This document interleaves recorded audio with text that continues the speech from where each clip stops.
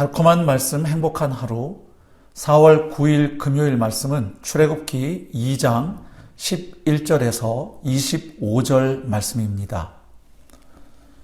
모세가 장성한 후에 한 번은 자기 형제들에게 나가서 그들이 고되게 노동하는 것을 보더니 어떤 애굽 사람이 한 히브리 사람 곧 자기 형제를 치는 것을 본지라.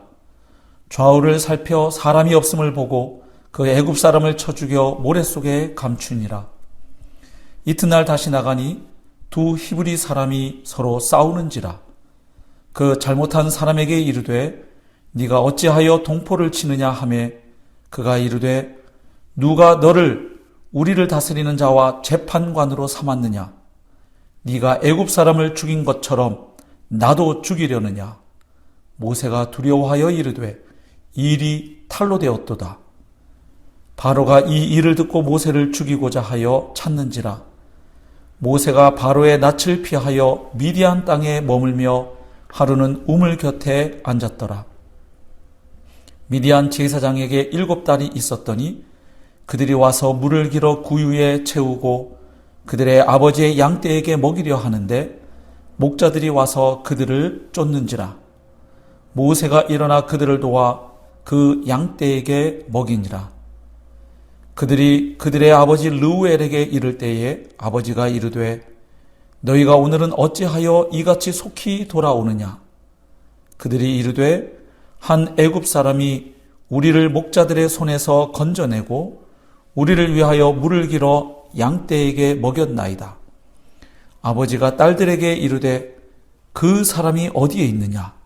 너희가 어찌하여 그 사람을 버려두고 왔느냐. 그를 청하여 음식을 대접하라 하였더라.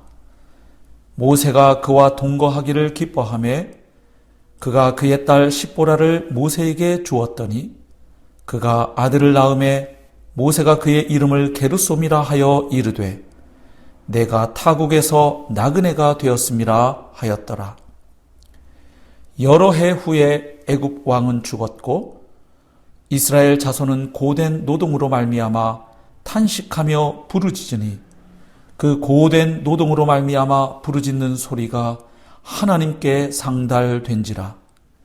하나님이 그들의 고통 소리를 들으시고 하나님이 아브라함과 이삭과 야곱에게 세운 그의 언약을 기억하사 하나님이 이스라엘 자손을 돌보셨고 하나님이 그들을 기억하셨더라. 아멘.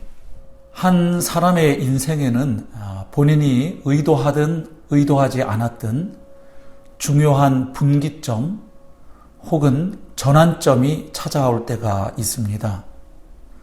오늘 본문은 모세의 인생 가운데 있었던 중요한 두 번의 전환기를 간접적으로 보여주고 있습니다.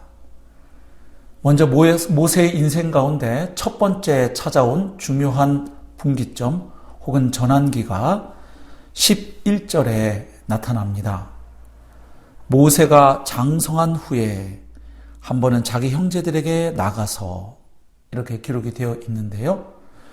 여기 어제 묵상하신 출애굽기 2장 10절 말씀과 오늘 본문이 시작되는 11절 사이에는 40년이라는 기간이 이미 지나가 있음을 보게 됩니다. 그러니까 모세의 성장기에 대해서는 침묵하고 이제 모세가 장성한 후에 그의 인생 가운데 일어난 중요한 한 사건을 소개하는 것입니다. 40세가 되었을 때 모세는 이제 고난받는 자기 형제들 곧 히브리 민족의 삶에 관심을 가지고 나서게 되지요. 여기 보면 애굽 사람이 히브리 사람 치는 것을 보고 그 사람을 쳐서 죽이는 일이 발생합니다. 여기서 중요한 것은 모세가 이집트의 공주의 아들로 입양이 되어서 왕자로서의 교육을 받았고 또 애굽에서 여러 가지 특권을 누리고 있었음에도 불구하고 그가 자신의 소속과 정체성을 고난받고 있는 이스라엘 백성에게 두고 있다는 사실입니다. 얼마든지 편하게 쾌락을 즐기며 살 수도 있었지만 그는 자신이 히브리 사람이라는 것을 잊지 않고 있습니다. 그래서 본문에서도 보면 11절에 자기 형제들에게 나가서라고 기록하고 있고 또 그 이후에 어떤 애굽 사람이 한 히브리 사람 곧 자기 형제를 치는 것을 본지라. 그러니까 지금 고통받고 있는 히브리 사람을 자기 형제로 여기고 있는 모세의 모습을 보게 됩니다. 우리도 이 땅을 살아가면서 나의 소속과 신분, 정체성을 어떻게 이해하고 살아가느냐 하는 것이 매우 중요하죠. 이 땅에 살아가고 있지만 나는 거듭난 하나님의 자녀요, 하나님의 나라 백성임을 잊지 않고 살아가는 것이 중요하다고 하겠습니다. 어찌됐든 모세는 자신을 히브리 사람들과 동일시함으로 그들의 고통, 그들의 문제에 참여하려고 했습니다. 하지만 이 일 때문에 오히려 그는 이집트 땅을 떠나서 미디안 광야로 도피하게 됐죠. 그 일이 탈로 났기 때문입니다. 여기에서 우리가 또 한 가지 배울 수 있는 원리가 있습니다. 인간적인 의욕과 열정만으로는 하나님의 일을 이룰 수 없다는 사실입니다.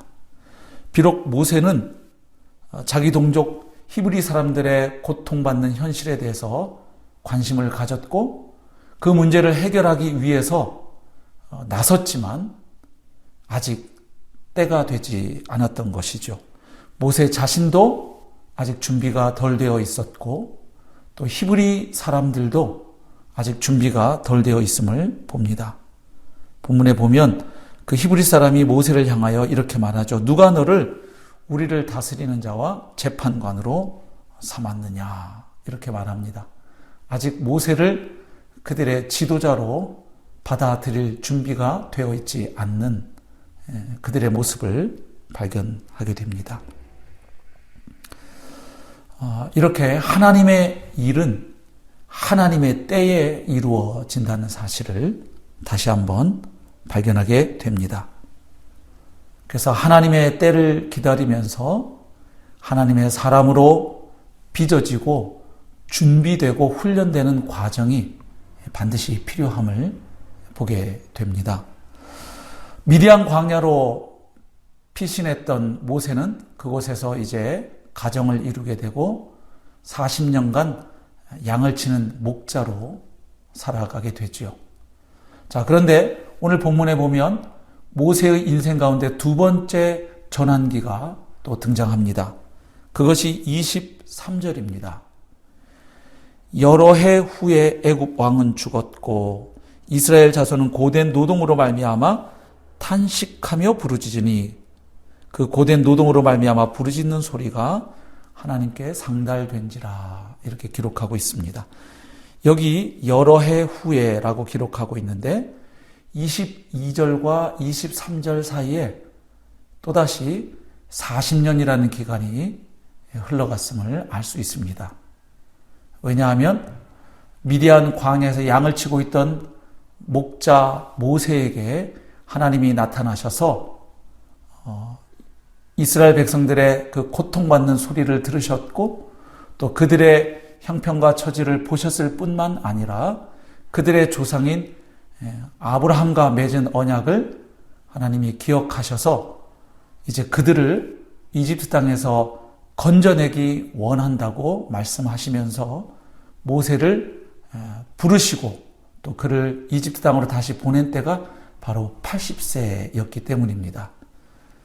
이렇게 오늘 본문에는 명시적으로 기록되어 있지는 않지만 모세가 40세가 되었을 때 그리고 또 그의 나이 80세가 되었을 때 이 두 번의 전환기를 보여주고 있습니다. 그래서 모세가 80세 때에 하나님의 부르심을 받게 되는 것은 하나님의 생각, 하나님의 계획과 관계가 있음을 23절 이하에서 보게 되죠. 하나님께서 고통받는 이스라엘 백성의 그들의 그 소리를 들으셨고, 그리고 그들의 조상들인 아브라함과 이삭과 야곱과 맺으셨던 그 언약을 기억하셨다고 기록되어 있기 때문입니다. 그러니까 하나님께서 이제 때가 되어 고통받는 이스라엘 백성들을 이집트에서 구원해 내기로 결심하셨고, 그 하나님의 결심으로 인하여 모세의 인생에는 두 번째 전환기, 바로 80세 때에 하나님의 부르심을 받는 그 일이 일어나게 될 것을 오늘 본문에서 미리 예고해 주고 있습니다. 자, 오늘 본문 말씀에서 우리가 배우고 적용할 원리가 있습니다. 아까 말씀드렸던 것처럼 나는 이 땅을 살아가면서 과연 나의 소속과 신분과 정체성을 어디에 두고 살아가는가?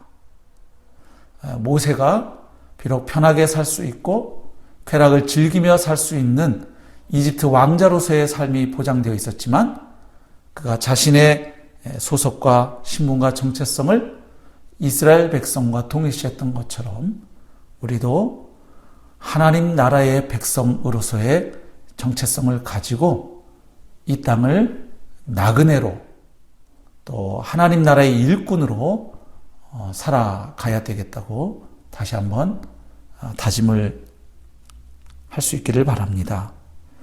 그러나 모세가 히브리 민족과 자신을 동일시한 것은 좋았고, 그들을 위해서 뭔가 해보려고 한 것도 그 의도는 좋았지만, 아직 하나님의 부르심을 받기 전이었고, 또 하나님의 인도도 없었고 하나님의 제가도 없었을 때 자기 자신만의 의욕과 열심만으로는 그 하나님의 일이 이루어질 수 없음을 우리가 아까 보았습니다.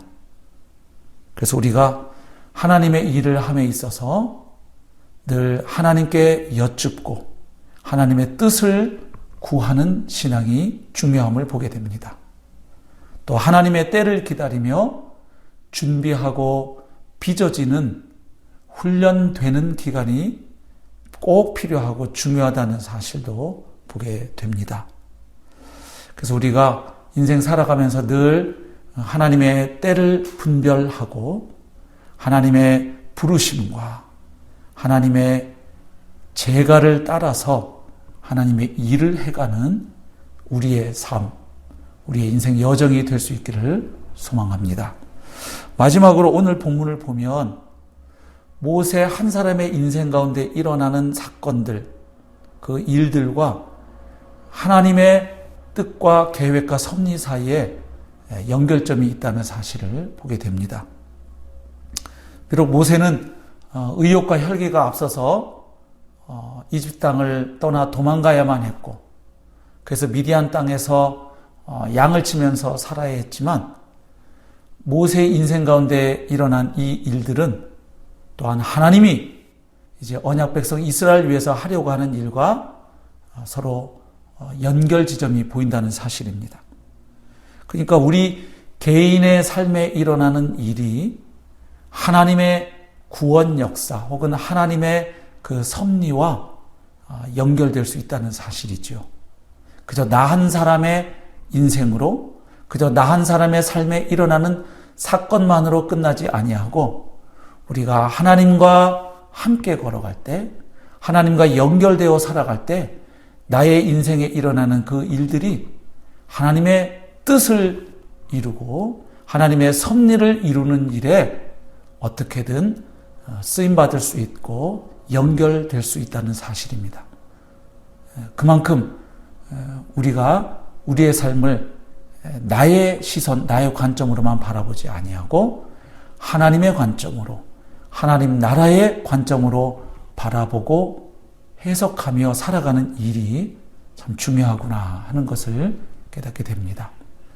사랑하는 성도 여러분, 오늘 하루 우리가 살아내는 남들이 보기에 지극히 평범해 보이는 이 하루의 삶이 우리가 하나님과 동행하고 하나님의 뜻에 따라 순종하며 살아간다면 그 평범해 보이는 일상의 삶이 바로 하나님의 뜻을 이루어드리고 하나님께 영광을 돌려드리는 삶이 될 수 있음을 기억하고 오늘 하루도 주님과 함께 힘차게 동행하며 승리하는 삶 살아내시기를 주님의 이름으로 축복합니다.